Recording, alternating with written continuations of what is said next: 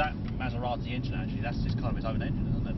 There's no Ferrari engine of that size. No, that is Ferrari engine. Oh, it is. It's still the one. Okay. Yeah. Is that at the 488? No, the 488 is a newer model. It came before the. Sorry, the 488 came after the Gran Turismo was built. So oh, right. Probably the 4.7, 4.8 liter engine. Yeah. 4.8, 4.7 I think. Oh. Okay. That engine is. I don't think it's the same V8 block from the 488. So. Yeah. Yeah, because for years they were, weren't they? They just like chopped some cylinders off them. Straight on? Yeah, we'll do one more lap round and we'll do that. It's got some grunts, isn't it? Yeah. Nice thing about these is it's also got a power delivery. That's why. That's probably what your Maserati lacks. Yeah. If you convert your car to four-wheel drive, you'll be alright. No, I was planning to buy RS6. Yeah. The slightly older one. Oh yeah. But that four-wheel drive kills it. Yeah. And you're like, when you want to have that rear wheel fun, you're like, yeah. I wish. A friend of mine's got one of those, the slightly older one. Okay. In that that traditional blue, that light blue. Oh yeah. And he's got his remapped 630 brake. So it kind of, as much as the four-wheel drive saps some power, then left out in turn right, the extra horsepower boosts it again. I mean, you can tune those to such a high extent. Oh yeah. As soon as anything's turboed, that's it. You can just ramp the power through the roof. So we're going to be going right onto 22 track control. Are we clear to use North Track?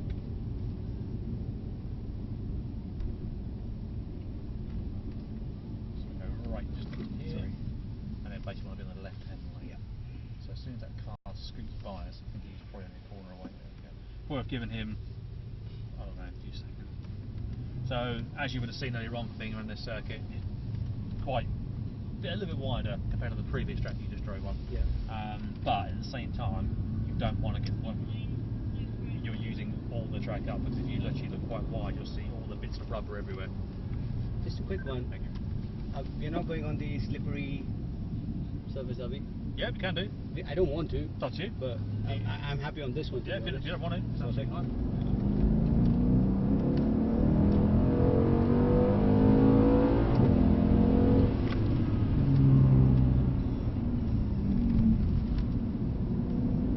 That's where the amazing thing is with these cars. You think, like you're saying, like the performance of your car isn't quite as nice as this. You think this is a family five-door saloon. Yeah. It's not even like some super prancing horse on the front of the car or the Maserati, mate. It's a family car. Yeah, the performance they can wring out of the engine is unreal. But like I said before, turbos.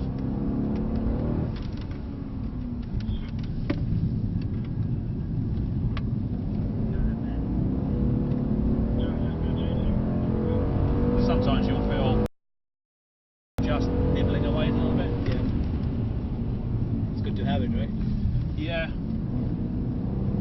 So if you kind of get to the point where you think to yourself, it just feels on the exit of a corner like it's something's holding back. Yeah. It's traction control, especially on turn 4, coming onto the straight. That's where it's actually quite high angle on the steering. Yeah. And obviously you're asking for a fair amount of power delivery.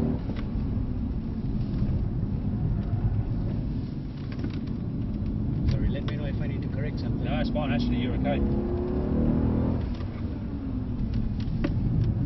find that one there, I'd go in a touch slower. Yeah. What doesn't help you there is it's down your approach. Yeah. So it instantly goes against you.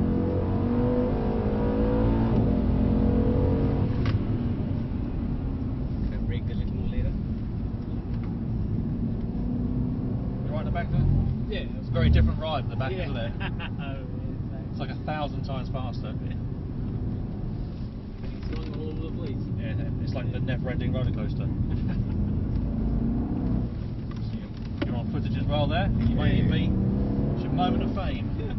I wish. Yes, this one here. Brake a touch earlier for it, and you'll find when you go in the right hand, you've got to try and keep it in the white line because you get a lot of build-up of rubber.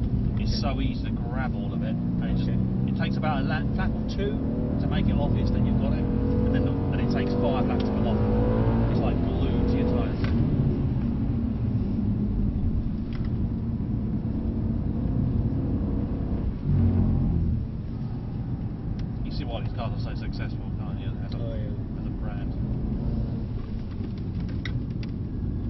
no longer need to own the supercar to have this much power.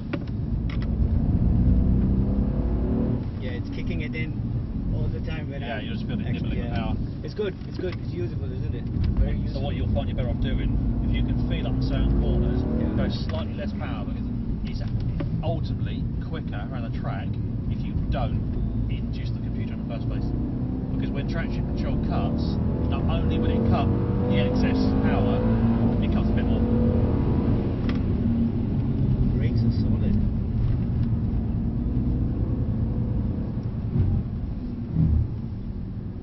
Do you mind if I use left foot braking? No, if you can do it, it's absolutely fine.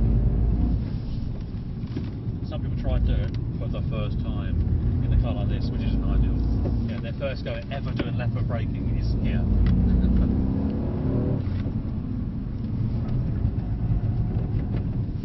Sorry.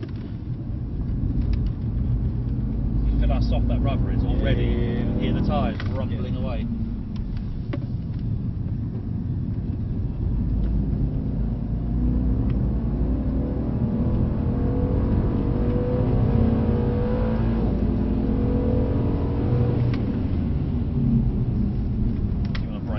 Touch harder there, just got to get the front end turned in, and it won't run you probably about a foot and a half too wide on the bottom corner, and you'll just be once again in that realms of collecting dust and dirt.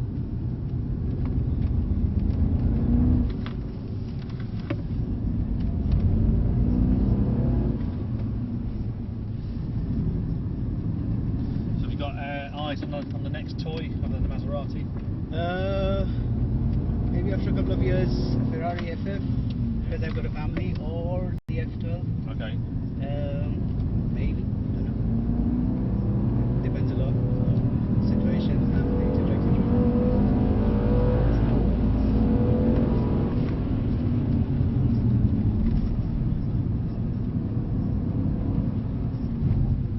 I was out recently at Brandt Hatch in a Ferrari 488. Okay. Yeah, lovely car.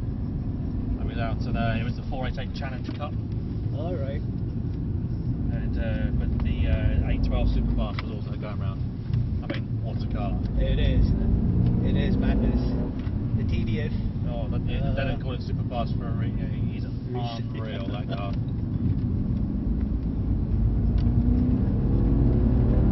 And just that noise it makes. I think it's the last of the V12s, isn't it? Yeah. Well, hopefully not. Yeah, hopefully not. If you go back over the years, you go back over the years, like Ferrari or said, like especially Enzo Ferrari, we will never make a turbocharged car unless we are kind of forced to for regulations. Yeah. Whether that's road or racing. And obviously now it's hit that kind of point where it's all about turbo. I think the sad part is now they're getting into SUVs as well. Oh, definitely.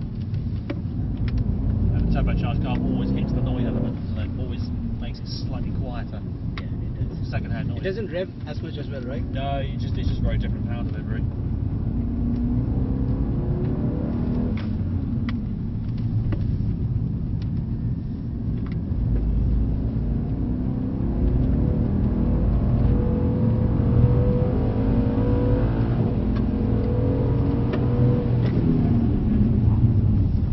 ABS kicking in, and all that was we ran the left front wheel down the white line. Oh, is it? Yep.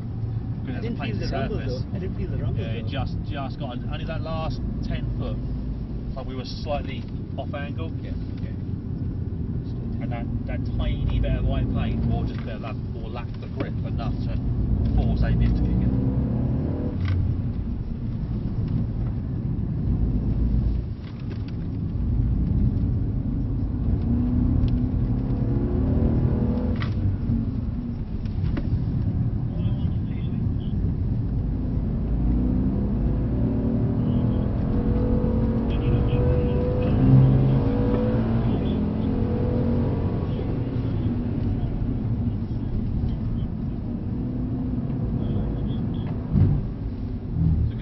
Driving around one of these as your daily ride?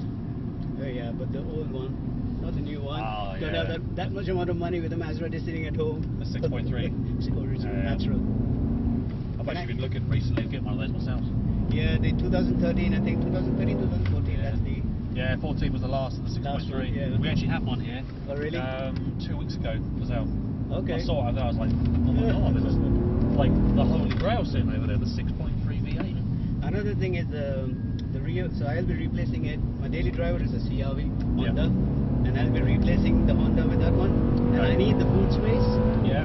And the old one's boot is much more. Not slanty. Yeah. So you can squeeze a lot more in there. Yeah. So I was looking at getting one potentially for years to come. Yeah. Slight investment on it. And I'm thinking, yeah. I don't know what would be worth more, the first of its kind, like 2008, or the last of its kind. I think the last of its kind. Equally, it's like they could go either way. Yeah. But yeah, they'll retain the value. The first one will retain the value, but not as much probably as the last one. That's my. Stan, you okay? Yeah. Sorry, I'm throwing you about. Yeah, they're awesome cars, and the amount of car you get for your money is unreal. Yeah. Especially being that age, the mileage isn't even that high. I got offered one, 29,000 miles, all the toys. Yeah. 24,000. That's all right. That's a cheap car. That's a cheap car. That's a cheap, 500 horsepower. Yeah. Full fat edition AMG. And go back 5 years ago, that car would have been 85, 90 now. With all the toys. It's the pearl white. Oh yeah. Paint. So not even like the flat white, the pearlescent one. So yeah, it's a lot of car. As you must slow down, yeah. So what we do at C-Class North Track, flyby request please. I like the request. It's assertive and sort of being nice at the same time by putting the request in. Yeah. It's at that point, right? Yeah. So what will happen where we would effectively come off the track, he'll run wide, and then he may even come off completely, and then we'll then pass. I'm quite happy with the left foot braking, you know. Yeah, you feel fine. Is it okay? Yeah, absolutely fine. Because you just get some people, even if they kind of can do it, they just can't get used to perhaps how sharp the brakes are, and they brake too much. Right, thank you. Every time I touch them, they're like fully clamped on. So he'll run wide out.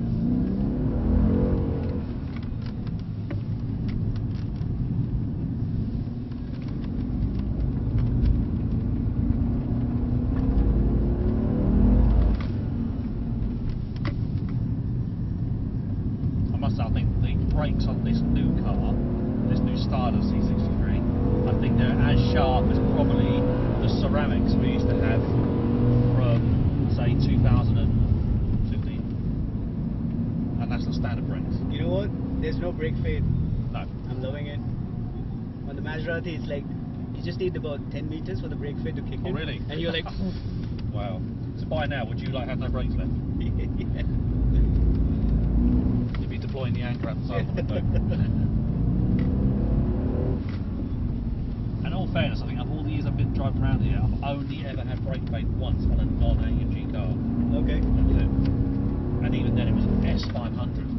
That's a big car to be hustling around this circuit.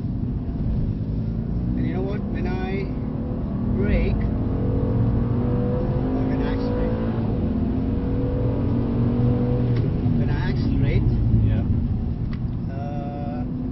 my left foot on the brake. When the ESP kicks in, I can feel the brake pedal pressing. Yeah. What is that? It's not pressing the brake for sure, unless it is doing engine braking and brake. So if you are braking very hard, you've got a thing called brake assist. Oh yeah. So if the car detects that you are, it will measure the time gap from you coming off the accelerator to touching the brake. Right. And if it's within a certain time zone and its severity, it will help you. It will actually pull the brake on as well. Okay. Because in the car's mind, it's emergency stop.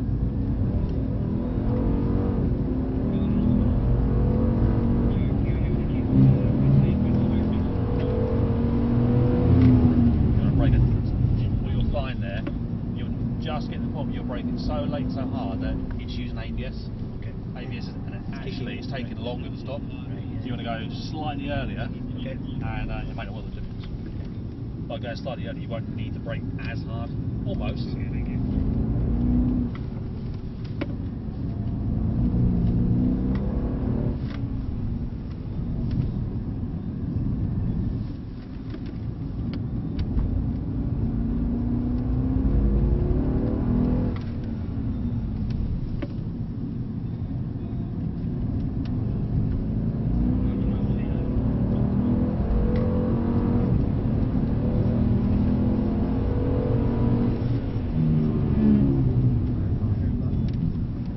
ABS non-existent on that one. Yeah. It was previously really been kind of clamping on like 4 or 5 times. Yeah. And ultimately ending up you like overshooting the entry from the zone.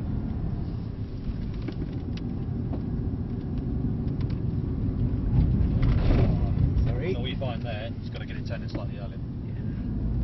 Okay. What You notice as well, just putting a wheel on the marbles.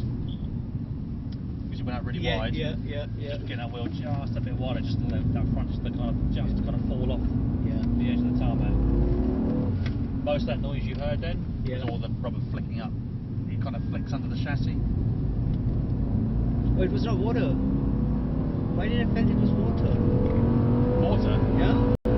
No, I felt it was water, but no, we just didn't turn enough. Okay.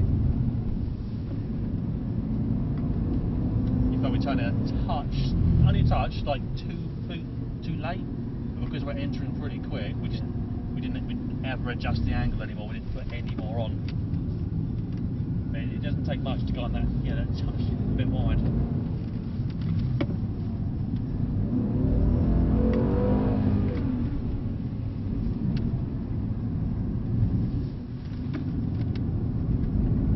And you okay? Yeah. How's the old stomach feeling?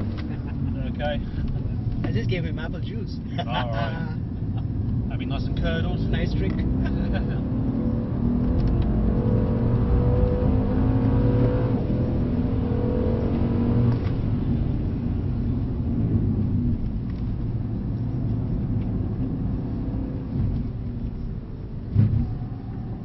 It seems like the drink that would make someone feel a little bit queasy is a latte. Oh yes, I'm sure. Yeah. Very unassuming. You think quite a friendly drink.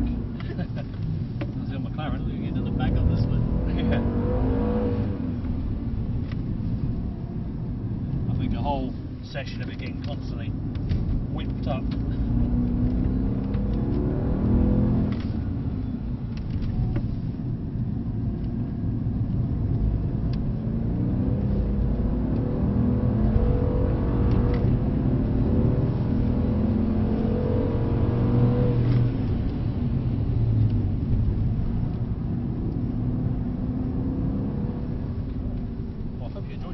Yeah, I'm enjoying it. That's a good bit of driving. Thank you. We always do. When we come around this kind of last couple of corners there, we'll cruise on off.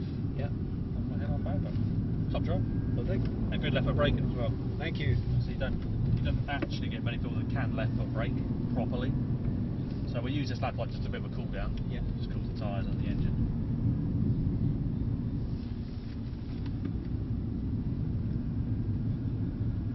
So when you come here last time, you were a passenger, weren't you? Today, passenger. Yeah. But you drove last year ago. time. I drove. Yeah. What car were you driving then? C63. Oh, nice. But okay. I think, why do I get the feeling that was naturally aspirated? Maybe I might be wrong, but yeah, it would have been. When was that? The last time you did it was. Where are we? 2019. I think I did it in early 2000. I did it in 2017. Yeah, that'd be turbo engines. Okay. Yeah, because where this place is like the flagship, it's always got to have the latest. So the moment that 6.3 was out the door, yeah, I said we got the new one straight away.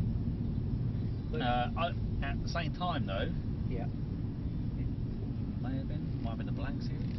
I don't know. If it's the black series, that may have been.